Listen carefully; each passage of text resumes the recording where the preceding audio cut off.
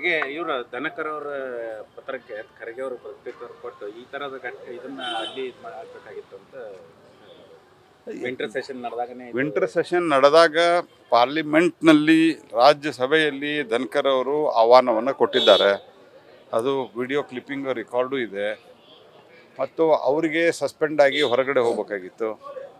ಹಾಗಾಗಿ ಈಗಾಗಲೇ ಅದರ ಬಗ್ಗೆ ಪತ್ರ ಯಾವಾಗ ಬರೆದಿದ್ದಾರೆ, ಅದಕ್ಕಿಂತ ಮೊದಲನೇ ಬರೆದಿದ್ದಾರೆ.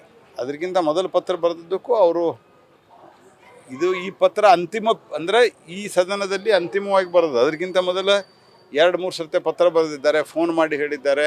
BScಗೆ ಬಂದಿಲ್ಲ ಅವರು.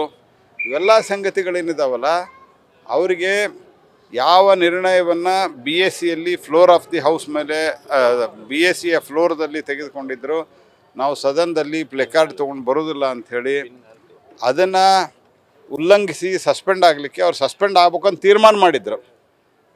ಆದರೆ ಜನ ಅದನ್ನು ಸ್ವೀಕಾರ ಮಾಡಿಲ್ಲ. ಅದಕ್ಕೆ ಈಗ ಬೇರೆ ಬೇರೆ ರೀತಿಯಾದಂಥ ನೆಪಗಳನ್ನು ಹುಡುಕುವ ಪ್ರಯತ್ನವನ್ನು ಮಾಡ್ತಾ ಇದ್ದಾರೆ.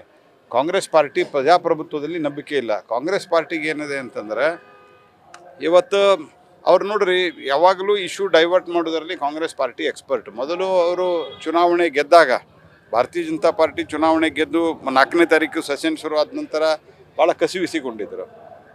ಇನ್ನು ಚುನಾವಣೆ ಗೆದ್ದದ್ದಕ್ಕೆ ಸೋತದ್ದಕ್ಕೆ ಮತ್ತು BJP ಗೆದ್ದದ್ದಕ್ಕೆ ಈ ರೀತಿ ಮಾಡ್ತಾರೆ ಅಂತ ಅಂದ್ಕೊಡ್ತಾರೆ ಅಂತೇಳಿ ಶುರು ಮಾಡಿದ್ರು. ಆದರೆ ಶುರು ಮಾಡಿದ ನಂತರ ಇದೊಂದು ನೆಪ ಸಿಕ್ತು.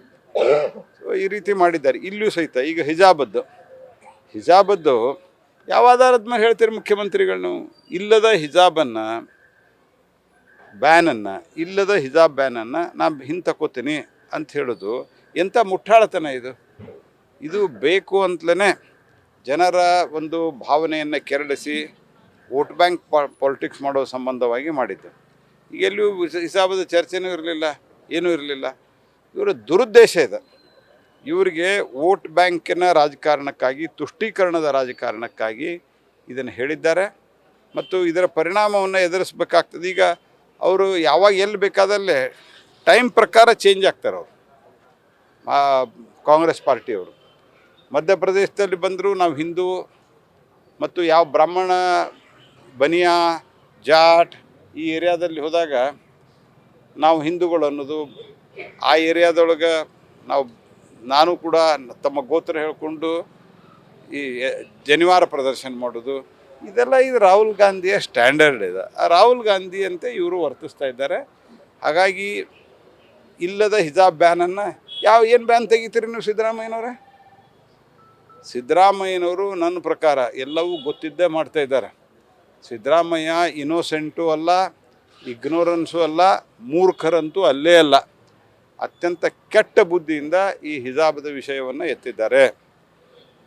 ಸಮಾಜವನ್ನು ಡಿವೈಡ್ ಮಾಡಬೇಕು. ಜನ ಅವರಷ್ಟಕ್ಕೆ ಅವ್ರು ಆರಾಮಿದ್ದಾರಪ್ಪ. ಈಗ ಯಾವುದೇನು ತೊಂದರೆ ಇದೆ, ಅವರು ಯಾರು ಬರ್ತೀನಿ. ಈಗ ನಾಳೆ ನಾನು ಹಿಜಾಬ್ ಹಾಕ್ಕೊಂಡು ಹೋಗ್ತೀನಿ ಕಾಲೇಜ್ಗಂತ, ನಾಳೆ ನಿಮ್ಮ ಪೊಲೀಸರು ಯಾವುದೋ ಲೇಡಿ ಪೊಲೀಸ್ನ ಹಿಜಾಬ್ ಹಾಕ್ಕೊಂಬರ್ತೀನಿ ಅಂದ್ರೆ ಏನು ಮಾಡ್ತೀರಿ? ನೀವೇನು ಮಾಡ್ತಾ ಇರೋದು ಖಬರಿದೆಯಾ ಸಿದ್ದರಾಮಯ್ಯನವರು ನಿಮಗೆ? ಆದ್ದರಿಂದ ಇದು ಒಂದು ರೀತಿಯಲ್ಲಿ ದುರುದ್ದೇಶಪೂರಿತವಾಗಿ ವೋಟ್ ಬ್ಯಾಂಕ್ಸ್ ಪಾಲಿಟಿಕ್ಸ್ ಮಾಡೋದಕ್ಕಾಗಿ ಇರುವಂಥ ಒಂದು ಷಡ್ಯಂತ್ರ ಇದು. ಆದರೆ ಇದರಲ್ಲಿ ಯಾವಾಗ ಉಲ್ಟಾ ಹೊಡಿದ ಸಮಾಜ, ಇಡೀ ಬಹುಜನ ಸಮಾಜ ಯಾವಾಗ ವಿರುದ್ಧ ಆಯಿತು, ಈಗ ನಾನು ಹಂಗೆ ಹೇಳಿಲ್ಲ, ನಾನು ಹೇಳಿದ್ದು ಬೇರೆ, ಈ ರೀತಿ ಮಾಡ್ತಾ ಇದ್ದಾರೆ.